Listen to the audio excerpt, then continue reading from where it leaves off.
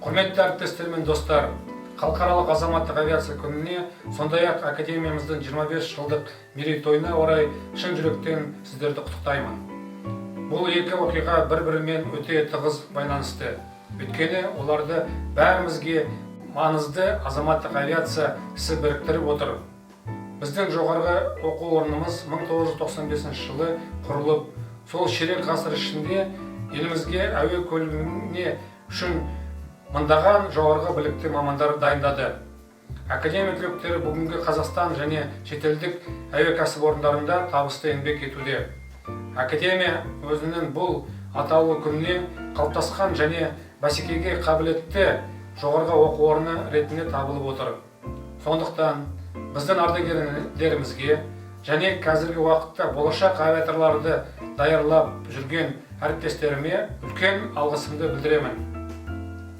Мерейтойлық жыл біздің академиямызға өтіп жатқан ауқымды өзгерістердің басы болып отыр, және ол 25 жылға дейінгі даму бағдарламасына сәйкес жүзеге асырылады. Сондай-ақ азаматтық авиация саласындағы ең үздік стандарттарға сай бағытталып отыр. Белгіленген жоспарларды табысты іске асыру таяу уақытта авиация саласында сұраныстағы білікті мамандарды оқыту мен даярлау деңгейін арттыру мүмкіндік береді. Құрметті әріптестер, сіздерді 7 желтоқсан халықаралық азаматтық авиация күнімен және академиямыздың 25 жылдық мерейтойымен тағы да құттықтай отырып, баршаңызға зор денсаулық, отбасыларыңызға амандық тілеймін. Барлық істеріміз бен бастамаларымыз әрқашан ашық аспан сәттілігін берсін.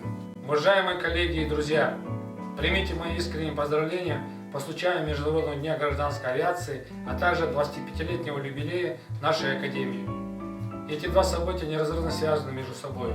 Их объединяет одно – важно для всех нас дело, называемое гражданской авиацией. Наш вуз был создан в 1995 году и за четверть века подготовил для воздушного транспорта страны тысячи высококвалифицированных специалистов.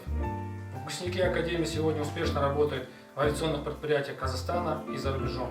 К своей круглой дате Академия подошла как состоявшийся и конкурентоспособный вуз. И за это огромная благодарность нашим ветеранам и моим коллегам, кто сейчас занимается подготовкой будущих авиаторов. Юбилейный год стал отправной точкой для масштабных преобразований деятельности нашего вуза. Они осуществляются в соответствии с программой развития Академии до 2025 года и сориентированы на передовые стандарты в сфере гражданской авиации.